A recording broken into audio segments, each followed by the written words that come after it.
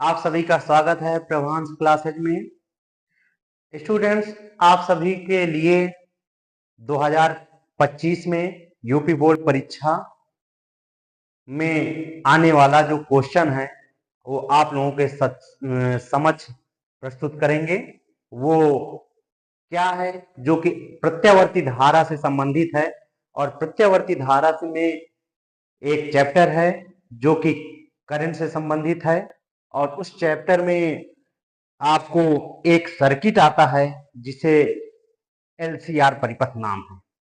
उस परिपथ वैसे तो होते हैं कई सारे, लेकिन आपको जो इंपॉर्टेंट बोर्ड परीक्षा के लिए बताए जा रहे हैं वो एलसीआर परिपथ।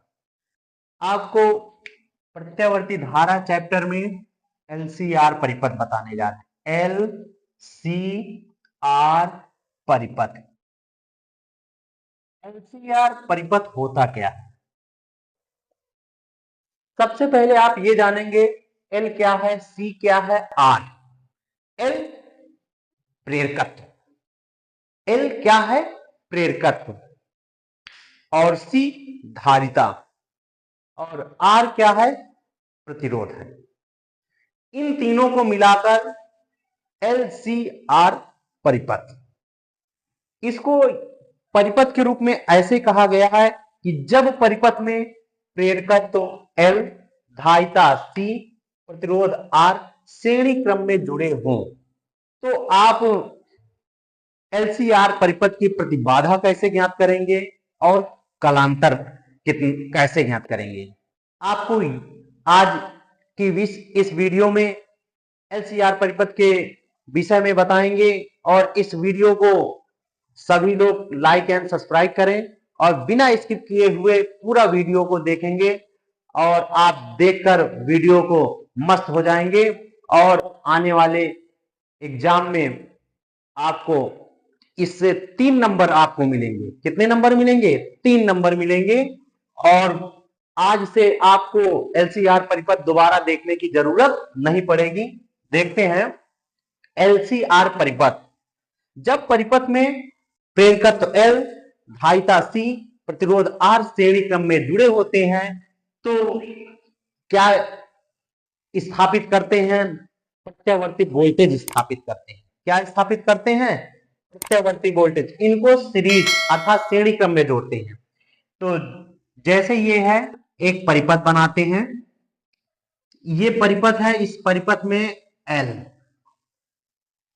परिपथ में एल और सी और आर सभी को श्रेणी क्रम में जोड़ दिया गया, और सभी को श्रेणी क्रम में जोड़ने पर प्रत्यावर्ती voltage V is equal to V naught sine omega t स्थापित होता है। ये क्या है? प्रत्यावर्ती वोल्टेज। प्रत्यावर्ती वोल्टेज V बराबर V naught sine omega t स्थापित होता है। ये क्या है? L, ये क्या है? C, ये क्या है? R। L मतलब प्रेरकत्व। L को क्या कहते हैं? प्रेरकत्व। C क्या है? धारिता। और R क्या है? प्रतिरोध। जब प्रत्यावर्ती एलसीआर परिपथ की बात करते हैं, जब परिपथ में प्रेरकत्व L, धारिता C, प्रतिरोध R को श्रेणी क्रम में जोड़कर प्रत्यावर्ती वोल्टेज V बराबर V naught sine omega t स्थापित करते हैं। तो यही लिखते हैं, जब परिपथ में प्रेरकत्व L, धारिता C तथा प्रतिरोध R श्रेणी क्रम में जोड़ते हैं, श्रेणी क्रम में जोड़ते हैं, जोड़ते हैं तो प्रत्यावर्ती वोल्टेज, प्रत्यावर्ती वोल्टेज प्रत्यावर्ती वोल्टेज क्या है? V equal to V naught sine omega t स्थापित करते हैं, स्थापित करते।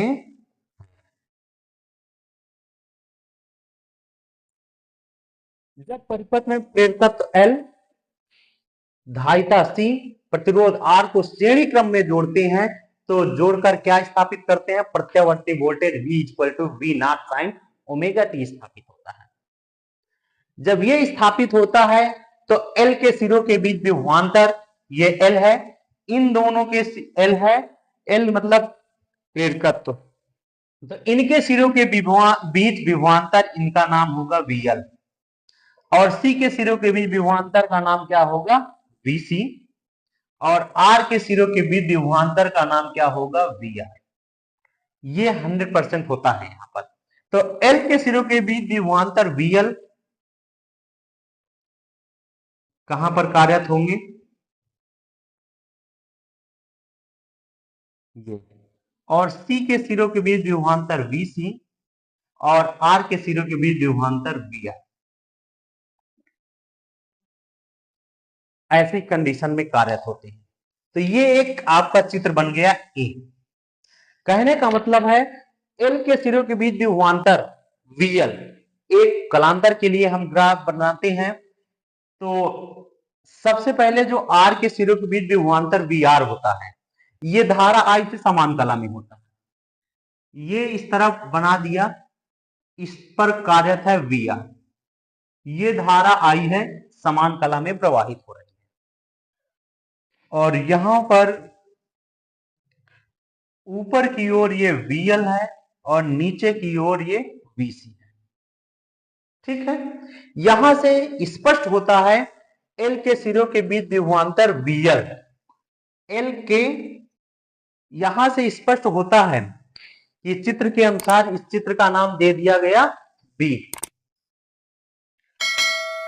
R के सिरों के बीच ये R है, यहां पर इस पर कार्यरत है, इस पर क्या कार्यरत है? R। ये R है, इस R के सिरों के बीच विभवांतर क्या है? VR। जैसे ये है तो VR ये जो बना हुआ है ये धारा I से समान कला में। इसका मतलब क्या होता है? जब R परिपथ होता है, R परिपथ में धारा I और वोल्टेज V दोनों समान कला में होते हैं। इसलिए VR परिपथ में VR जो विभवांतर आया है, धारा I वोल्टेज V दोनों समान कला में है। अब बात आती है L। L के सिरों के बीच विभवांतर जो VL होता है वो धारा I से 90 डिग्री अग्रगामी होता है। ये धारा I से 90 डिग्री क्या है? अग्रगामी है। इनके बीच कोण कितना है? 90 डिग्री। तो L परिपथ में धारा I वोल्टेज V से जो VL होगा धारा I से 90 डिग्री अग्रगामी होगा, VL होगा। कहने का मतलब L परिपथ में VL धारा I से, इस I से 90 डिग्री आगे होगा, जबकि VC धारा I से 90 डिग्री क्या होगा? पश्चिमगामी होगा। ये कंडीशन होती है। तो L, जैसे LR परिपथ की बात करते हैं तो LR परिपथ अगर हो, यहां पर अगर L कार्यरत हो और ये R परिपथ कार्यरत है, तो LR परिपथ में क्या होता है? धारा I और वोल्टेज, L परिपथ में धारा I और वोल्टेज V के बीच जो कोण होता है उनके बीच 90 डिग्री क्या होता है? अग्रगामी। कहने का मतलब VL और I के बीच ज्ञात हुआ कि धारा I से VL क्या होगा? 90 डिग्री आगे होगा, जबकि VC क्या होगा? धारा I से 90 डिग्री पाछे अर्थात पश्चिमगामी होगा। तो यहां पर यह कह सकते हैं कि L के सिरों के बीच विभवांतर VL धारा I से क्या हो गया? 90 डिग्री अग्रगामी, तथा C के सिरों के बीच विभवांतर VC धारा I से 90 डिग्री पश्चिमगामी, जबकि R के सिरों के बीच विभवांतर VR धारा I से समान कला में होगा, एक ही दिशा में है। तो ऐसी कंडीशन में लिखते हैं प्रेरकत्व L के सिरों के बीच, प्रेरकत्व L के सिरों के बीच, सिरों के बीच विभवांतर, VL धारा I से 90 डिग्री अग्रगामी। इसका मतलब ये VL 90 डिग्री I से आगे है, या VR 90 डिग्री क्या होगा, या VL से VR क्या होगा, 90 डिग्री पश्चिमामी। दोनों में बात कह सकते हैं। तो VL धारा I से 90 डिग्री अग्रगामी तथा धारिता C के सिरों के बीच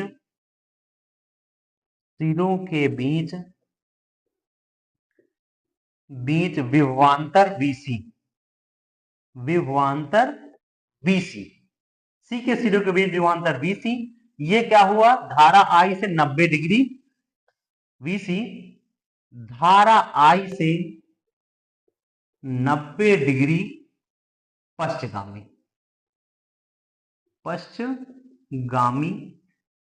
होगा।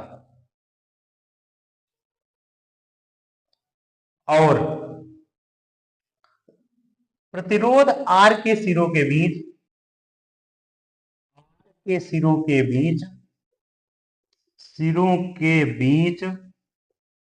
विभवांतर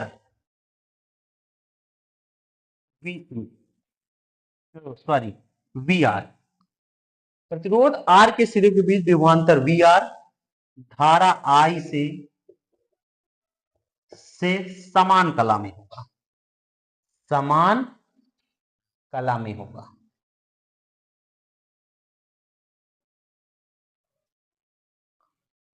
जो कि चित्र बी में प्रदर्शित है। चित्र बी में प्रदर्शित है।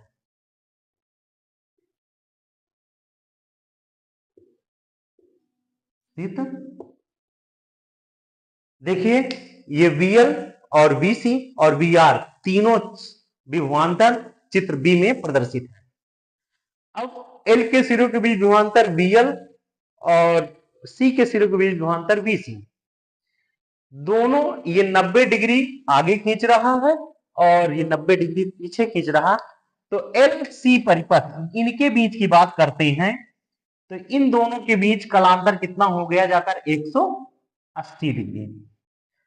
केवल L और C, VL और VC के बीच कलांतर कितना हो गया 180। तो लिखते हैं चूंकि VL व VC के बीच कलांतर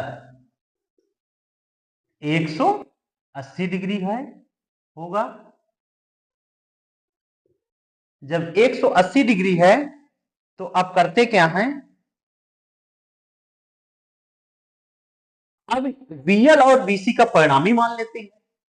VL और VC का केवल परिणामी, VL व VC का परिणामी विभवांतर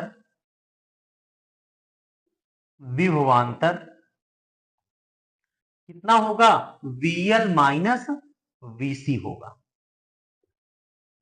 क्या होगा, इनके बीच जो विभवांतर होगा क्या होगा, VL माइनस VC होगा। कहने का मतलब जब VL माइनस VC, इसका मतलब ये अग्रगामी है, आगे है ज्यादा मान, और VC ये पश्चगामी है तो कम मान। तो इनके बीच जो अंतर होगा यही क्या, VL और VC के बीच परिणामी निकला। इसका मतलब है इस तरफ ये निकल आया VL माइनस VC मान निकल आया। ठीक, इनका परिणामी VL और VC का परिणामी ऊपर निकल आया। अब जब VL और VC का परिणामी निकल आया तो इनके बीच VR और VL माइनस VC के बीच परिणामी अर्थात इनके बीच कलांतर मान लेते हैं ये फाई एंगल। जब फाई एंगल मान लिया गया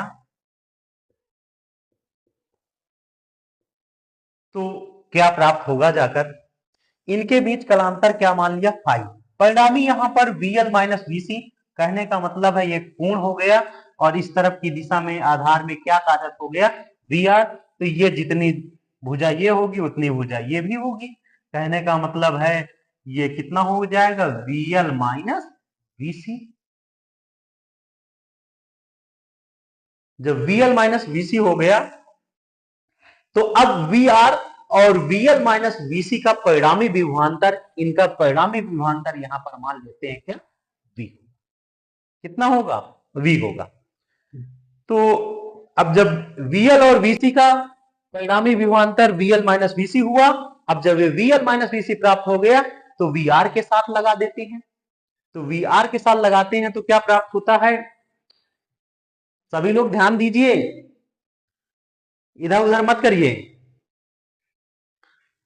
जहां पर नहीं समझ में आया तो वहां पर समझिएगा, पूछिएगा जहां पर स्पष्ट नहीं समझ में आ रहा हो।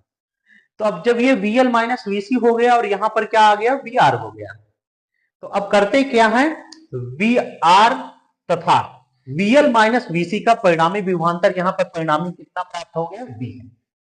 तो अब लिखते हैं VL माइनस VC तथा VR का परिणामी विभवांतर, परिणामी विभवांतर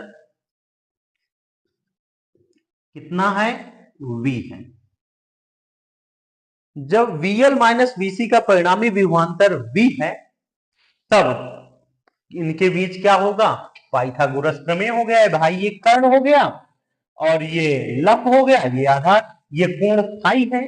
जब फाई कोण पता है तो फाई कोण के बाद क्या निकालते हैं, फाई, ये थीटा या फाई कोण के सामने भुजा ये लंब हो गई, ये लंब हो गई, और लंब के सामने भुजा कर्ण, और तीसरी भुजा क्या हो गई, आधार। तो पाइथागोरस प्रमेय लगा देते हैं, VL माइनस VC तथा VR का परिणामी विभवांतर V है। तो परिणामी विभवांतर, परिणामी विभवांतर, विभवांतर, परिणामी विभवांतर निकालते हैं। V इज इक्वल टू क्या होगा जाकर, अंडर रूट VR का स्क्वायर प्लस, चाहे अंडर रूट लगाइए या पाइथागोरस प्रमेय क्या होती है, कर्ण का स्क्वायर इक्वल टू कितना होता है, आधार का स्क्वायर प्लस लंब का स्क्वायर। तो कर्ण क्या है, V square equal to VR का square plus VL minus VC का होल स्क्वायर, यही होता है। तो अब करते क्या है, V स्क्वायर इक्वल टू, अब आपको पता है VR इक्वल टू क्या होता है, VR इक्वल टू क्या होता है, IR। सभी के मान लिख देते हैं। VR, क्योंकि VR बराबर क्या होता है, I, और VL बराबर क्या होता है, IXL, और BC इक्वल टू क्या होता है, IXC। VL equal to, VL equal to IXL। XL क्या होता है, जब L परिपथ पढ़े होंगे जिसमें केवल प्रेरकत्व होता था, तो उस परिपथ में एक्सेल आता है, ये क्या, प्रेरण प्रतिघात होता है। क्या होता है, प्रेरण प्रतिघात। और जब सी परिपथ पढ़े थे तो वहां पर आता है एक्सी, और ये एक्सी क्या होता है, धारती प्रतिघात होता है। क्या होता है, धारती प्रतिघात। तो अब ये जब V और VR मतलब IR, ये प्रतिरोध, प्रतिरोध ओम के नियम वाला है, V बराबर IR। तो ये R परिपथ के लिए V बराबर क्या होता है, IR। अब ये सारे मान इसमें रखते हैं, तो रखते हैं तो V equal to V square बराबर, VR का मतलब IR का होल स्क्वायर प्लस VL की जगह पर IXL माइनस IXC का होल स्क्वायर।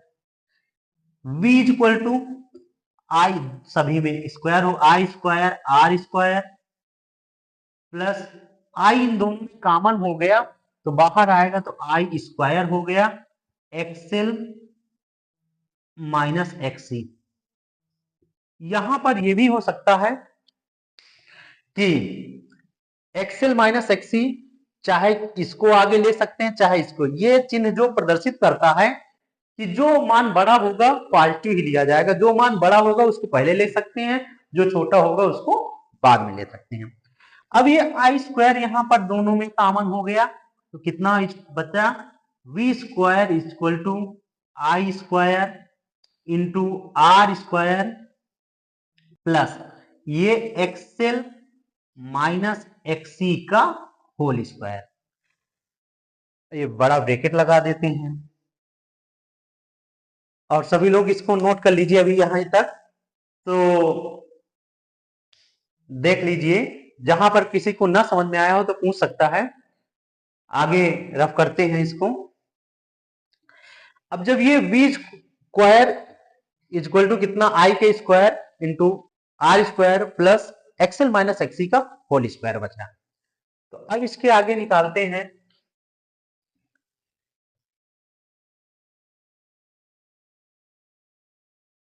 तो स्टूडेंट्स, आप लोगों को समझ में आ रहा है?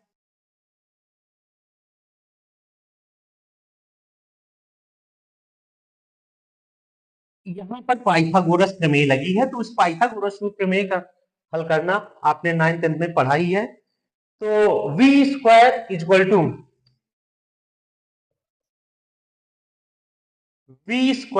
टू ये आई स्क्वायर गुणा में है तो इसमें किस में आ जाएगा, बटे में आ गया, यहां पर आई स्क्वायर आ गया इक्वल टू आर का square plus XL minus XC का होल स्क्वायर कर दिया।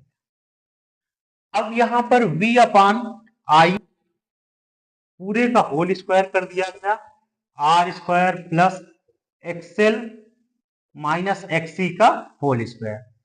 क्योंकि v अपान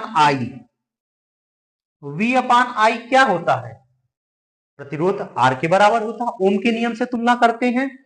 तो चूंकि v अपान आई R के बराबर है, किसके बराबर है, प्रतिरोध के बराबर। लेकिन इसे प्रतिरोध ना कहकर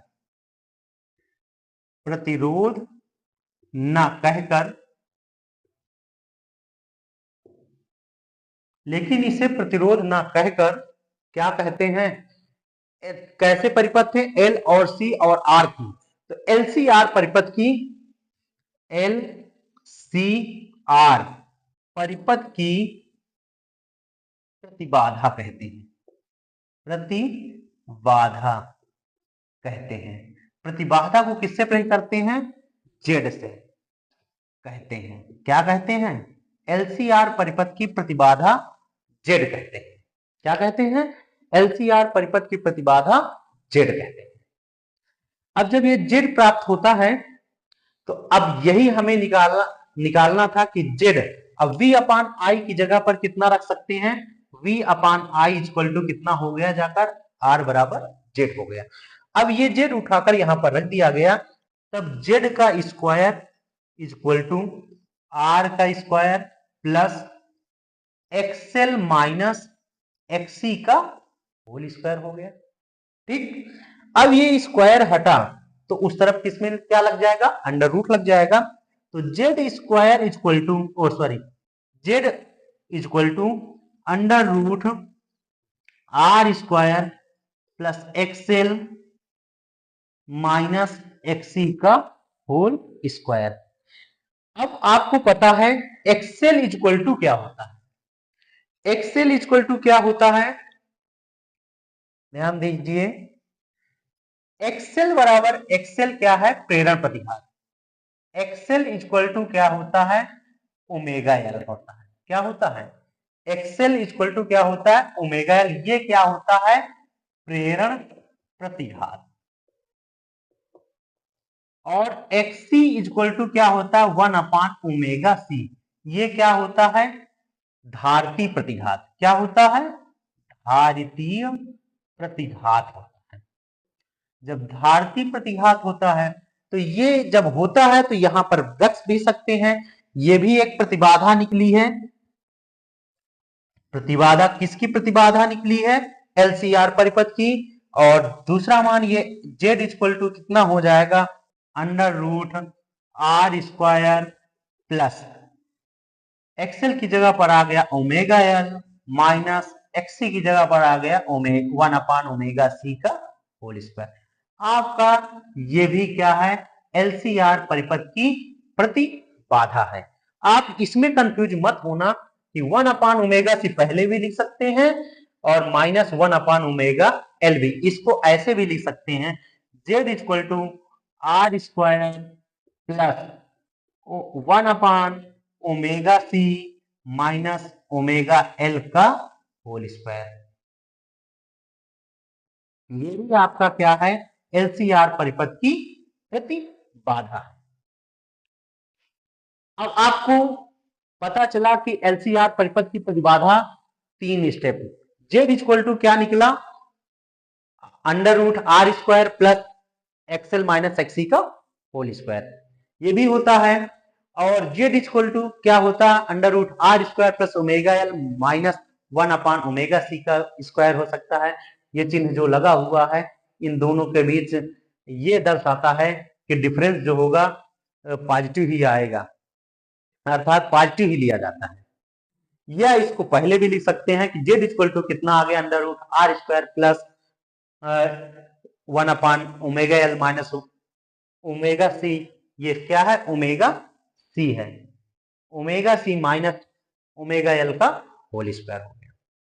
अब इसके पश्चात ज्ञात क्या करते हैं, कलांतर। यही क्या है, एलसीआर परिपथ की प्रतिबाधा है। इसे ही कहते हैं क्या, एलसीआर परिपथ की प्रतिबाधा। इसे क्या कहते हैं, एलसीआर परिपथ की प्रतिबाधा। प्रतिबाधा। अब आप एलसीआर परिपथ की प्रतिबाधा तो निकाल लिया, लेकिन कलांतर कैसे निकालते हैं, इसमें कलांतर कैसे ज्ञात करते हैं, ध्यान दीजिएगा। इस चित्र के अनुसार कलांतर निकलेगा चित्र बी से, जो कि पूछा जाता है कलांतर। इस क्वेश्चन में, पेपर में क्वेश्चन कैसे पूछा जाता है, सिद्ध कीजिए कि एलसीआर परिपथ की प्रतिबाधा Z equal to under root R square plus 1/ओमेगा सी माइनस ओमेगा एल का होल स्क्वायर। या ये पूछा जा सकता है या ये पूछा जा सकता है। तो आधे नंबर तो ये हो गए एलसीआर परिपथ की प्रतिबाधा, और आधा नंबर कितना हो जाएगा, डेढ़ नंबर 3 नंबर का पूछा जाता है, क्या आएगा कि कलांतर। अब कलांतर कैसे निकालते हैं, कलांतर के लिए क्या होता है, टेंजेंट निकाल देते हैं। क्या निकाल देते हैं, टेंजेंट। कलांतर या इसकी दिशा भी कह सकते हैं, तो tan फाई लगा देते हैं। क्या लगाते हैं, चित्र बी से, चित्र बी से tan phi equal to, tan phi मतलब लाल बटे कक्का से लगा देते हैं। लाल बटे कक्का, लंब बटे क्या होता है, आधार, लंब बटे आधार लगा दिया गया। तो tan फाई इक्वल टू कितना हो गया जाकर, लंब, फाई के सामने भुजा लंब, लंब का मान कितना, VL माइनस VC अपान आधार क्या है, VR। फिर आपको वही पता है, क्योंकि VL बराबर IXL और VC इक्वल टू 1/IXC और VR इक्वल टू क्या होता है, IR। VR इक्वल टू क्या होता है, IR। ये सारे मान जब रखते हैं तो क्या पता चलता है, जब ये मान रखते हैं तो क्या निकलता है, tan phi. tan phi equal to कितना निकला जाकर, VL की जगह पर IXL और VC की जगह पर IXC और VI की जगह पर IR। तब tan फाई इक्वल टू कितना आ गया जाकर, I कॉमन ले लिया गया, XL माइनस XC अपान। अब यहां पर भी ये यही स्टेप होगा, जो भी इनके बीच क्या होगा, कोई भी मान बड़ा, जो मान बड़ा होगा वो ऐसे ही ले सकते हैं, ध्यान दीजिएगा। तो अब यहां पर भी वैसे ही करते हैं कि जो बड़ा होगा उसको लेते हैं। तो यहां पर XC अपान कितना आ गया, IR। I से I क्या हो गई, कैंसिल हो गई। तब tan फाई इक्वल टू कितना आ गया जाकर, XL माइनस XC अपान कितना आ गया, R। अब यहां से भी ये मान निकाल सकते हैं, phi equal to tan inverse XL minus XC upon कितना आ गया, R। ये टेंजेंट निकल आई, दिशा निकल आई। अब इसके पश्चात और एक स्टेप बढ़ाते हैं, एक स्टेप बढ़ाते हैं तो क्या प्राप्त होता है? अब तीन नंबर के लिए क्वेश्चन है तो लॉन्ग तो होगा ही और कैलकुलेशन ही है, कठिन कुछ ही नहीं है। फाइव इक्वल टू निकल आया tan इनवर्स, इसको ये एक्सएल माइनस एक्सी है, एक्सी माइनस एक्सएल भी रख सकती है, कोई दिक्कत नहीं। एक्सएल माइनस एक्सी अपान कितना आर। आपको पता है क्योंकि एक्सएल बराबर क्या होता है ओमेगा एल और एक्सी बराबर क्या होता है 1 ओमेगा सी। तो फाइव इक्वल टू कितना आ गया tan inverse omega L 1 C upon कितना आ जाएगा, ये XL equal to omega L, XC equal to 1 C और आर आ गया। ये भी हो सकता है, या tan phi equal to omega L minus omega C 1/r। Paper में ऐसा भी सिद्ध करने के लिए दे सकता है tan इनवर्स 1/ओमेगा C minus omega L upon R. तो ये भी पूछा जा सकता है और ये भी पूछा जा सकता है, तो आपको ऐसे ही स्टेप कर देना चाहिए। तो यहां से कलांतर निकल आया, कलांतर में जो निकाला गया तो ये टेंजेंट निकाल दी गई, ये स्टेप कर लिया गया और ये कर लिया। इसके पश्चात क्या होता है, अगर इनकी स्थितियां अगर पूछ ली जाए कि कब कौन क्या अग्रगामी होगा कौन पश्चगामी होगा, तो यदि 1/ओमेगा सी यहां से स्टेप कंडीशन निकाल सकते हैं। यदि 1/ओमेगा सी का मान क्या है, ओमेगा एल से अधिक। ध्यान दीजिए यहां पर कंडीशंस कैसे ज्ञात कर सकते हैं, इसकी कंडीशंस अगर हम निकालना चाहें तो कैसे तीन कंडीशंस निकाल सकते हैं और वो क्वेश्चन के अकॉर्डिंग हो सकती है। मेन तो यही यही यही क्या है, एलसीआर परिपथ में कलांतर है, कलांतर का फार्मूला है, कलांतर। ठीक, जब ये कलांतर निकल आया तो इनकी स्थितियां कंडीशंस केस फर्स्ट निकालते हैं। यदि 1/ओमेगा C is greater than omega L, यदि 1/ओमेगा सी का मान ओमेगा एल से ज्यादा अधिक है तो फाई का मान क्या होगा, सदैव धनात्मक आएगा। तो फाई का मान धनात्मक आएगा, धनात्मक।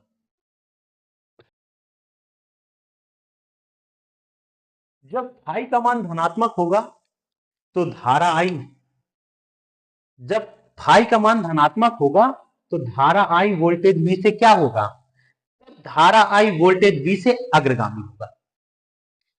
तब धारा आई क्या होगा, वोल्टेज वी से अग्रगामी। तब धारा आई वोल्टेज वी से 90 डिग्री क्या होगा, अग्रगामी, अग्रगामी होगा। इसी को सेकेंड कंडीशन क्या बना देते हैं, यदि 1/ओमेगा C is less than omega L तो फाई का मान क्या होगा, फाई का मान ऋणात्मक होगा। क्या होगा, फाई का मान ऋणात्मक होगा। और जब फाई का मान ऋणात्मक होगा तो धारा आई वोल्टेज वी से क्या होगा, वोल्टेज वी से 90 डिग्री पश्चगामी कर सकते हैं, या फाई कला पश्चगामी होगा, फाई कला क्या होगा, पश्चगामी होगा। अब तीसरी कंडीशन क्या निकालते हैं, केस थर्ड। यदि 1/ओमेगा सी इक्वल टू क्या कर दिया गया, ओमेगा एल। यदि 1/ओमेगा सी और ओमेगा एल का मान बराबर है तो फाई क्या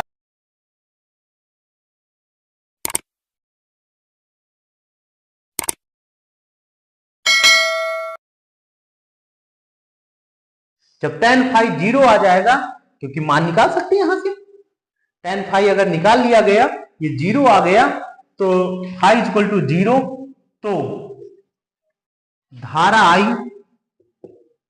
वोल्टेज V से समान कला में होंगे, समान कला में होंगे। ऐसी कंडीशन ये बना सकते हैं। कहने का तात्पर्य ये है, यदि 1/ω c इज ग्रेटर देन ω तो फाई का मान धनात्मक होगा, तब धारा I वोल्टेज V से अग्रगामी होगा। नन ये 90 डिग्री और 90 डिग्री पश्चगामी न कहकर केवल ऐसे ही कह सकते हैं ये अग्रगामी होगा, और ये क्या होगा, पश्चगामी होगा। और जब दोनों समान कर दिया जाए तो फाई इक्वल टू क्या आ जाएगा, 0, और जब 0 आ जाएगा तो धारा I और वोल्टेज V कैसी कला में होंगे, समान कला में होंगे, समान कला में होंगे। अर्थात ऐसी कंडीशन में एक मतलब कि R परिपथ में केवल VR के रूप में धारा I अर्थात R परिपथ के रूप में काम करना शुरू कर देंगे। तो ये कंडीशन होती है। तो ये कंडीशनों का उपयोग तो ऑब्जेक्टिव क्वेश्चन में लगता है, लेकिन जो हमने प्रतिबाधा और कलांतर निकाले हैं ये सबसे मस्ट है। आशा करते हैं कि आप सभी को LCR परिपथ समझ में आ गया होगा, और आप लोगों को ऐसे ही regular main most important question आपको मिलेंगे, और आप 100% मैं आशा करता हूं कि आप लोगों को कि 95% से एबव ही आएंगे। अगर आप रेगुलर 2 महीने की बात है, 2 महीने अगर अच्छे से मेहनत कर लें तो पूरा बढ़िया से बढ़िया। और यही चीज नहीं, अभी आप लोगों को हिंदी के विषय में कोटेशन भी बताए जाएंगे, इंग्लिश में कोटेशन भी बताए जाएंगे, सारा कुछ बताया जाएगा। फिजिक्स से संबंधित ऑब्जेक्टिव और अति लघुत्तरी, लघुत्तरी, हर एक प्रकार के क्वेश्चन करवाए जाएंगे, न्यूमेरिकल भी करवाए जाएंगे, और ऐसे ही एक एक डेरिवेशन है, मेन चीजें जो बताई जा रही हैं आप लोग समझिएगा, और वीडियो को पूरा देखा करिए। जब पूरा देखेंगे आपको पूरा 100% मिलेगा, 100% समझ में आएगा। आशा करते हैं आप लोगों को समझ में आ गया होगा। Thanks for watching this video.